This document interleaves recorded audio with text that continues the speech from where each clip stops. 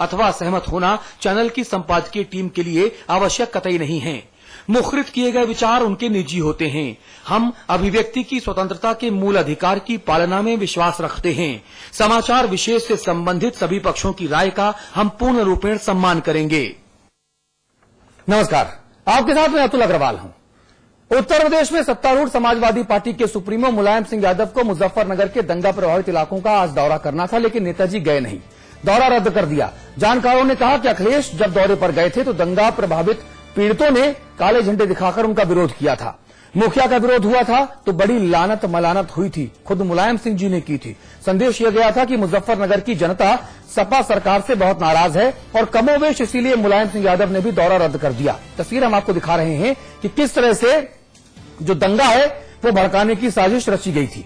अब मुलायम सिंह यादव जी डर गए हैं या कोई और रणनीति बना रहे हैं, ये तो वो खुद ही जाने, लेकिन दौरा रद्द करने से संदेश फिर से यही गया है कि मुलायम पीड़ितों के विरोध के डर से डर गए हैं।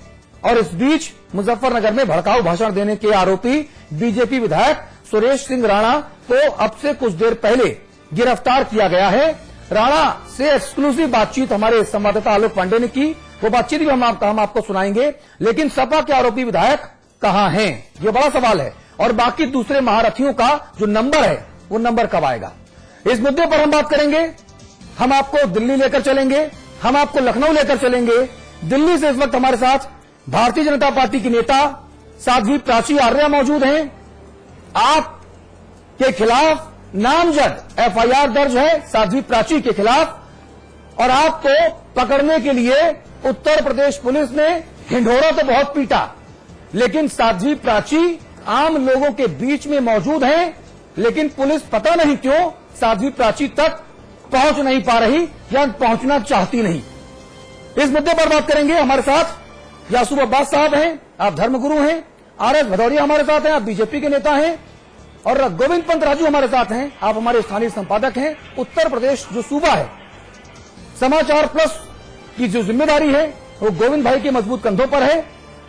और आज एक एक करके आप सभी लोगों से बात करूंगा और कोशिश ये करेंगे हम सब कि हम बहस को एक सार्थक दिशा में लेकर जाएं।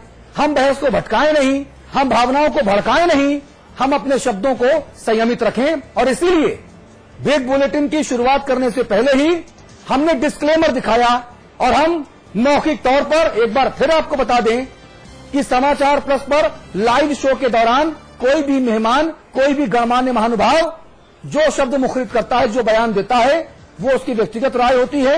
और समाचार प्लस की संपादकीय टीम का उससे सहमत या असहमत होना कतई जरूरी नहीं है। हम सभी पक्षों की भावनाओं का पूर्ण रूपेण स्वागत करते हैं। तो सपा सुप्रीमो मुलायम सिंह यादव ने मुजफ्फरनगर और शामली के दंगा प्रभावित इलाकों का दौरा रद्द कर दिया।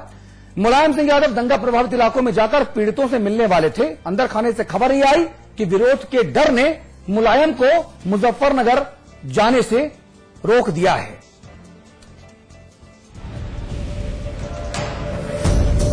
मुजफ्फरनगर से दंगों का धुआं हटा तो दौरों की धूल उड़नी शुरू हो गई।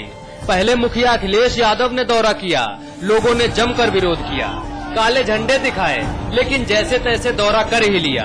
लखनऊ वालों का काफिला गुजर गया तो पीछे दिल्ली वाले भी खड़े थे। अमले जमले के साथ अर्थशास्त्री मनमोहन सिंह, सोनिया गांधी और राहुल गांधी भी जलती जमीन के दर्शन करके लौट गए। यहाँ आया हूँ ताकि इस बात का अंदाजा लगा सकूं कि इतनी बड़ी दुर्घटना हुई, ये बहुत बड़ी दुर्घटना है। सब आकर चले गए। अब बारी सूबे के पूर्व मुख्यमंत्री वर्तमान सपा सुप्रीमो मुलायम सिंह यादव की थी। दौरों की रस्म है तो निभानी ही थी, वरना मुजफ्फरनगर वाले भी क्या कहते कि मुसीबत में मुलायम पूछने भी नहीं आए। लेकिन अचानक दौरा रद्द कर दिया। कांग्रेस वाले राशिद अलवी जा रहे थे लेकिन जाने नहीं दिया। पता चला कि मुलायम भी नहीं गए तो उनकी जुबान भी जुम्बिश करने लगी। देखिए, मैं कल गया था मुजफ्फरनगर, मुझे जाने नहीं दिया, मुझे गिरफ्तार कर लिया। एक कैंप में मैं गया था। मैं सिर्फ इतना कह सकता हूँ कि मुजफ्फरनगर में जो कुछ हुआ है बहुत दुर्भाग्यपूर्ण है। शायद उन्हें जाते हुए शर्मिंदगी महसूस हो रही हो। गुजरात को पीछे छोड़ दिया है मुजफ्फरनगर ने। ऐसा सोचा नहीं जा सकता था कि ऐसे हालात हो सकते हैं, ऐसे वाकयात हो सकते हैं। उत्तर प्रदेश की सरकार मुकम्मल तौर से नाकाम रही है। मुलायम क्यों नहीं गए, ये सवाल सियासत के चिकने गलियारों में खूब फिसल रहा है। विरोधियों ने कहा साइकिल के पितामह पीड़ितों के विरोध से डर गए, इसीलिए नहीं गए। खैर, मुलायम जब जाएंगे तब जाएंगे, जो होकर आ गए उन्होंने कौन सा नर्क बने मुजफ्फरनगर में स्वर्ग की सुगंध बिखेर दी। इन अपराधों में जो भी लोग लिप्त हैं, उन सभी के खिलाफ कड़ी कानूनी कार्रवाई की जाएगी। शासन ये कटिबद्ध है कि इसमें पुलिस कार्रवाई हो और फिर बाद में उनको प्रोसिक्यूट किया जाए और उनको न्यायालय से सजा दिलाई जाए। समाजवादी पार्टी सरकार अपनी जवाबदेही से मुकरने का काम कर रही है और साथ ही साथ आज पूरा उत्तर प्रदेश जल रहा है, प्रदेश जंगल राज बन गया है, सारी व्यवस्थाएं ध्वस्त हो चुकी हैं। विधानसभा सत्र खत्म होने के बाद अब जाकर मुजफ्फरनगर दंगों को दिया सलाई दिखाने वाले आरोपी विधायकों की गिरफ्तारी का सिलसिला शुरू हुआ है। मेरे द्वारा जब मांग हुई कि आजम खां का इस्तीफा होना चाहिए, तभी से ये तैयारी हो गई थी और निश्चित रूप से पूरी तरह से पिछले 2 घंटे से लखनऊ शहर के अंदर मुझे टहलाया जा रहा है और ये एक ऐसे अपराधी जैसा व्यवहार विधायकों के साथ कर रहे हैं। लेकिन ये चाहते होंगे कि इतनी ताकत दिखा करके हमारी आवाज को बंद कर देंगे। ये आवाज बंद होने वाली नहीं है। यदि माताओं बहनों के संघर्ष के लिए हमें 100 बार भी जेल जाना पड़ेगा तो 100 बार जेल जाने के लिए तैयार है। हर सरकारी बाजे से यही आवाज आ रही है कि दोषी बख्शे नहीं जाएंगे, कार्रवाई होगी, सरकार सख्ती से निपटेगी। सरकार ने जुबान पर ये जुमले रट लिए हैं और वैसे भी रटने का एक फायदा है कि परीक्षा में नंबर बढ़िया मिलते हैं और लोकसभा चुनाव का इम्तिहान भी साल के उस पार इंतजार कर रहा है। भरत यादव, समाचार प्लस। जी, आप सभी लोगों के पास मैं आऊंगा, एक एक करके बातचीत करूंगा, लेकिन अब से कुछ देर पहले भड़काऊ भाषण देने के आरोप में जो पहली गिरफ्तारी हुई है वो बीजेपी के विधायक सुरेश सिंह राणा की हुई है, जिनसे हमारे संवाददाता आलोक पांडे ने एक्सक्लूसिव बातचीत की। वो बातचीत पहले आपको दिखाते हैं। जिस खिड़की में मैं दिख रहा हूं उस खिड़की में विधायक जी से बातचीत आप देखिए। आप सब लोग अपनी अपनी खिड़की पर बने रहेंगे, उसके बाद चर्चा को आगे बढ़ाएंगे। मुजफ्फरनगर दंगे के मामले में सबसे पहले बड़ी गिरफ्तारी जो राजनीतिक है वो सुरेश राणा जी की हुई है। हमारे साथ में सुरेश राणा जी बात करना चाहेंगे।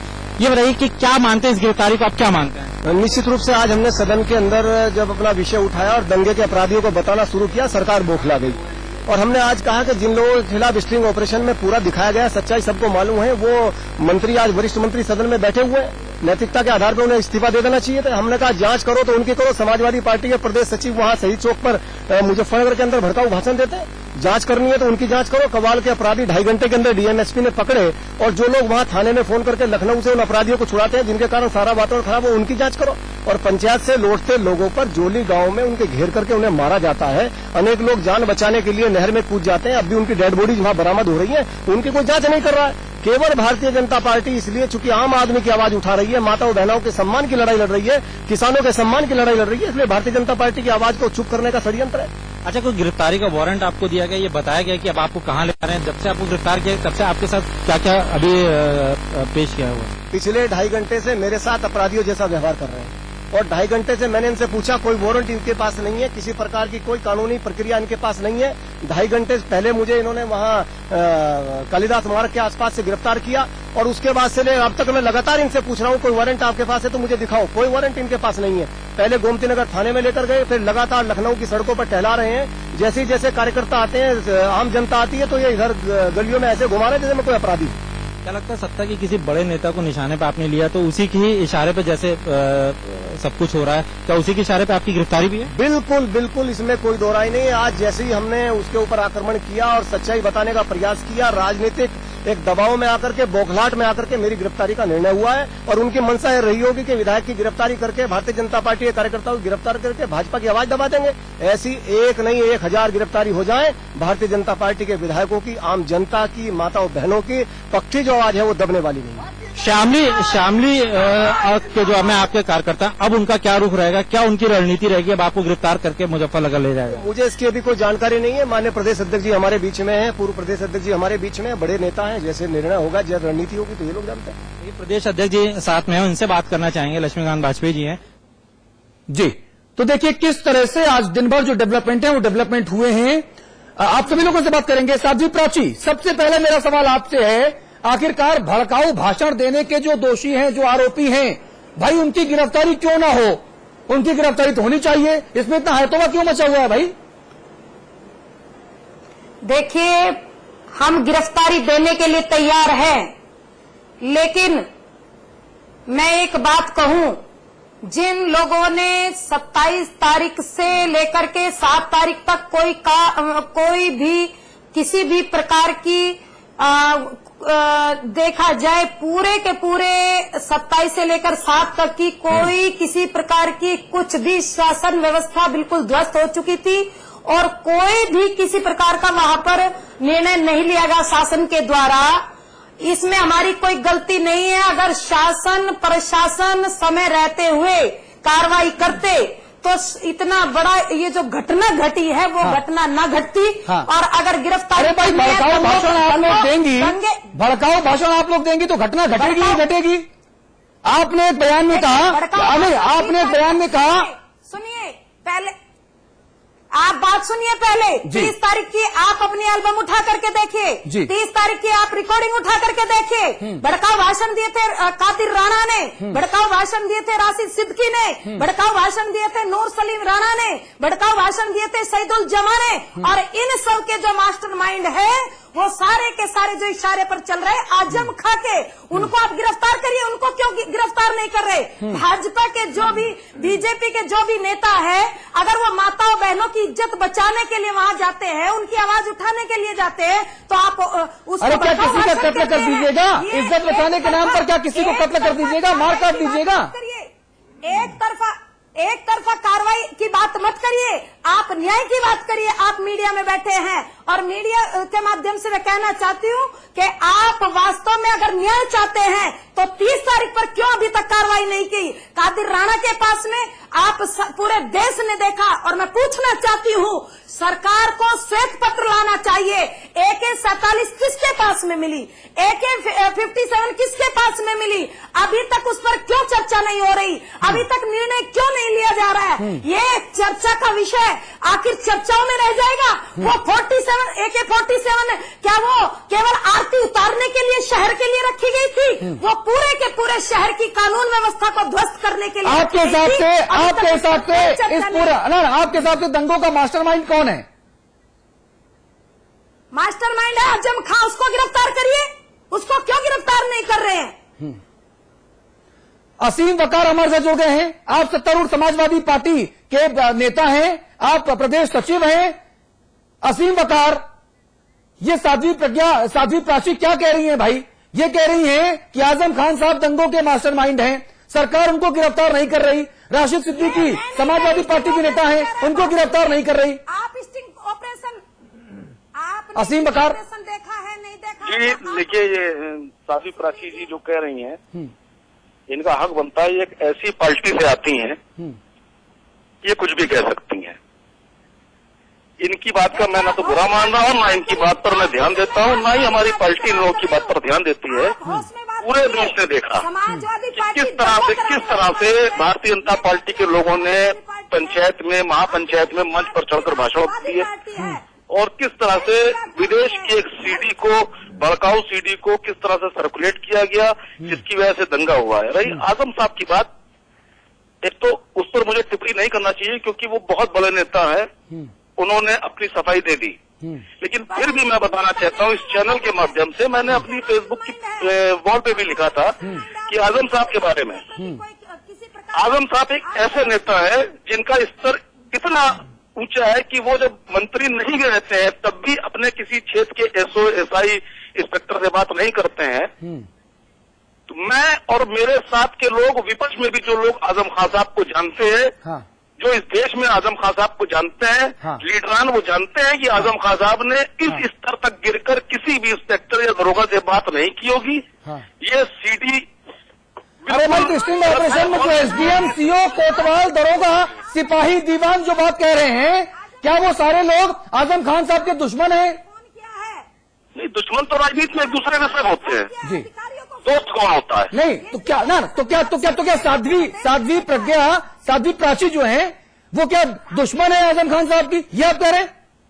साबित तो हमारी अपोजिशन में आती है, ये तो विधानसभा में मेरे दुश्मन है, लोकसभा में भी हमारे दुश्मन है। हाँ। साध्वी जी, आपको दुश्मन कहा जा रहा है, ये कह रहे हैं आजम खान साहब इतने बड़े आदमी हैं, वो ऐसा कर ही नहीं सकते। आजम खान पूरे देश ने देखा, ये साध्वी प्राची आरोप नहीं लगा रही, स्टिंग ऑपरेशन को पूरे देश ने देखा।